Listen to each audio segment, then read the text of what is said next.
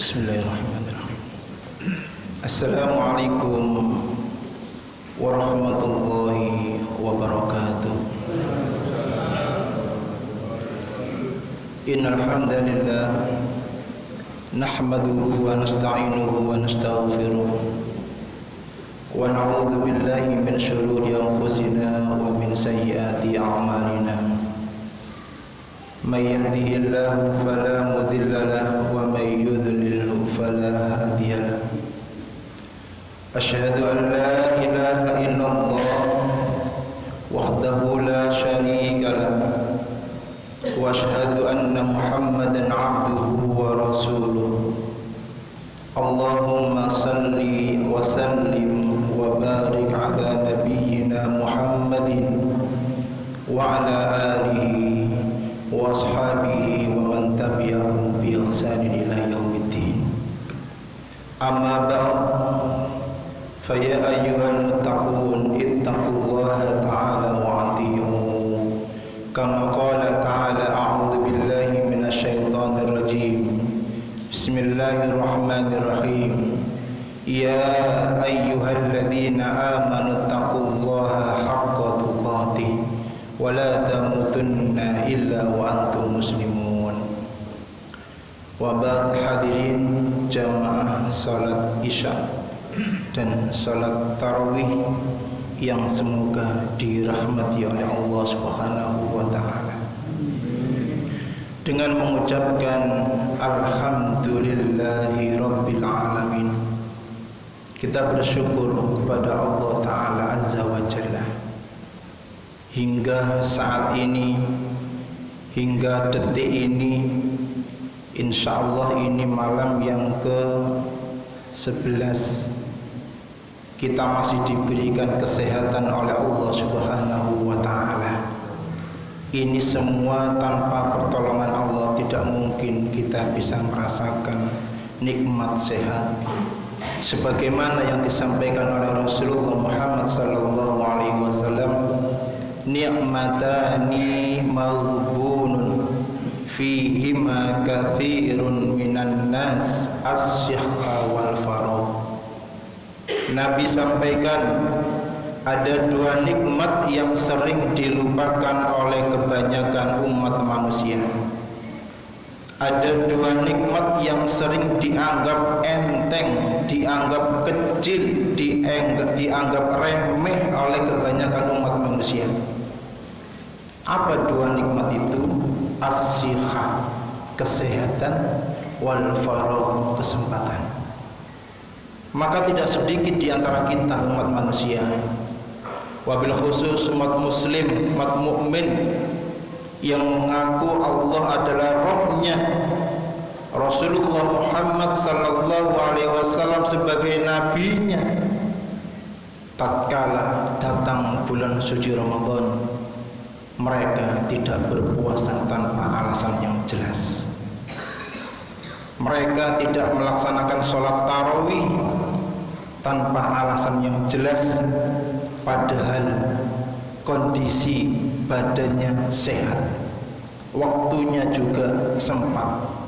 Tapi itulah, makanya kita disuruh untuk meminta berdoa, Allahumma a'inni ala dzikrika wa syukrika wa husni ibadatika. Walaupun rumahnya dempet sama masjid, kalau orang itu tidak mendapatkan pertolongan dari Allah, tidak mungkin melangkahkan kakinya ke dalam masjid.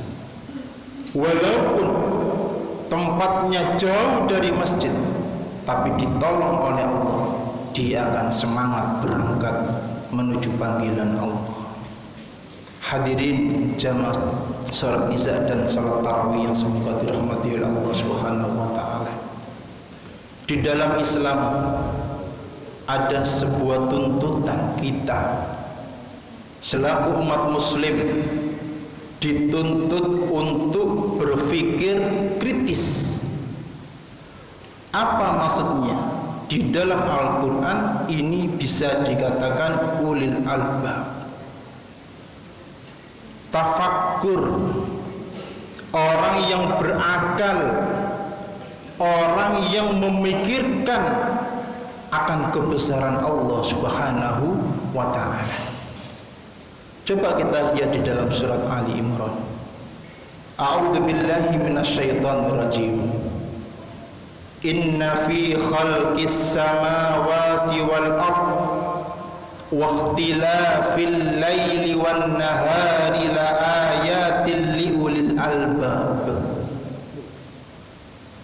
Inna fi khalqis samawati wal ardh, sesungguhnya di dalam penciptaan langit-langit dan bumi, waqtilafil laili wan nahar, dan pergantian antara malam dan siang, la ayatin, sungguh ada ayat, jadi ayat, tanda-tanda kebesaran Allah liulil albab, bagi orang yang berakal.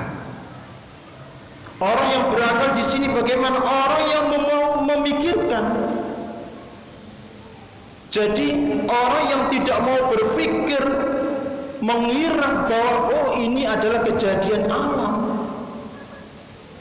Ada matahari, ada bulan, kadang malam seperti ini, besok datang pagi, siang, sore.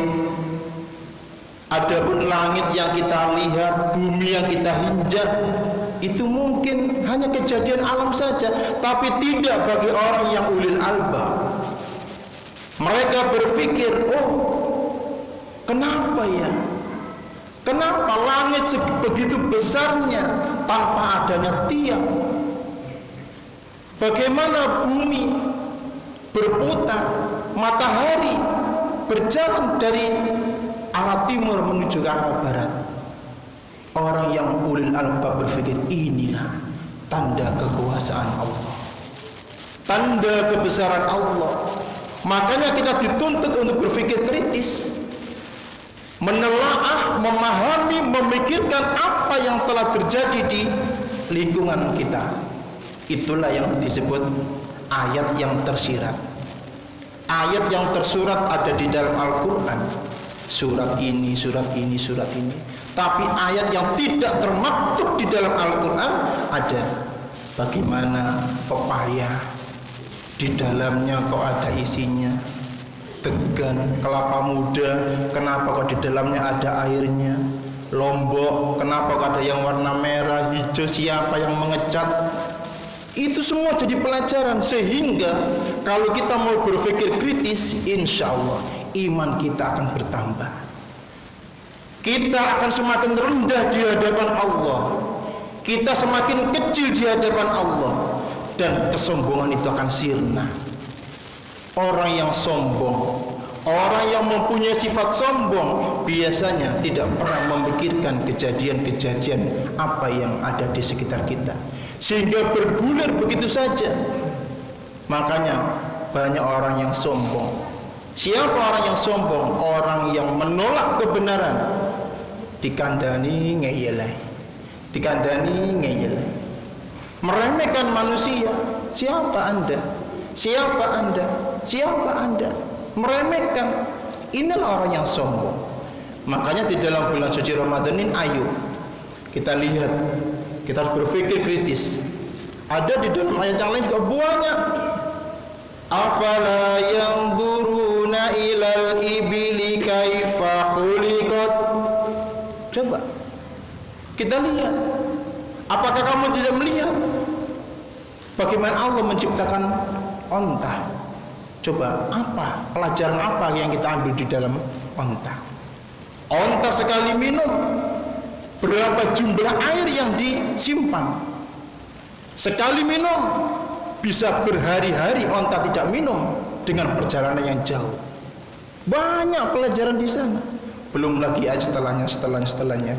Itulah kita harus berpikir kritis. Insya Allah kita akan menjadi lemah, hamba yang rendah di hadapan Allah, dan rasa sombong itu tidak akan ada pada diri kita.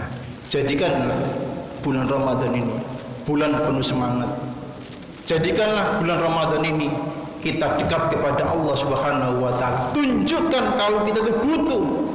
Ya ayyuhan nas antumul fuqara'u ilallah. Hei manusia, antum kalian semua adalah fakir. Apa fakir itu? Butuh sama Allah. Jadi manusia kita, saya, panjenengan semua, ini semua fakir di hadapan Allah, maka tidak pantas kita sombong. Kita semua butuh sama Allah, fakir, maka tidak pantas kita sombong. Maka momen bulan Ramadan, ayo yang punya anak, yang punya istri, ayo diajak ke masjid, sholat berjamaah, diajak membaca Al-Quran. Banyak momen-momen kebaikan dalam bulan suci Ramadan. Bisa jadi ini adalah malam terakhir kita. Bisa jadi ini kalau hitungan tahun, bisa jadi adalah Ramadan terakhir.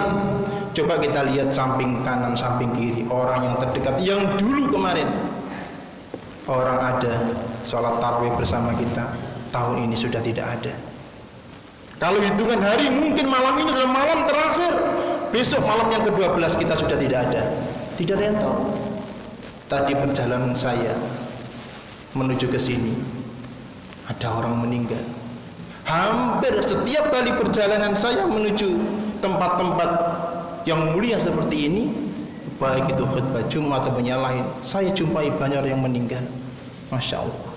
Oh, kok kita masih hidup? Itu tandanya Allah masih memberi kesempatan bagi kita untuk bertaubat, memperbanyak istighfar, dan Ramadan selesai kita bersih, suci karena mendapatkan ampunan dari Allah Subhanahu wa taala. Mudah-mudahan sedikit apa yang saya sampaikan bisa membuka pintu hati kita yang kemarin masih longgar-longgar sholatnya. Mari kita semangat untuk sholat berjamaah. Mudah-mudahan puasa kita diterima oleh Allah, sholat kita diterima oleh Allah, sedekah kita diterima oleh Allah Subhanahu wa taala. Kita semua diampuni oleh Allah Subhanahu wa taala. Kita berdoa mudah-mudahan kita senantiasa sehat, dan siapapun di antara kita, keluarga, sanak kerabat, tetangga, seluruh umat muslim yang sakit, kita doakan mudah-mudahan cepat diberi kesembuhan oleh Allah Subhanahu wa taala. Apa yang jadi rezeki yang sudah ditetapkan oleh Allah, mudah-mudahan Allah lancarkan bagi kita, dan kapanpun dimanapun Allah memanggil kita, kita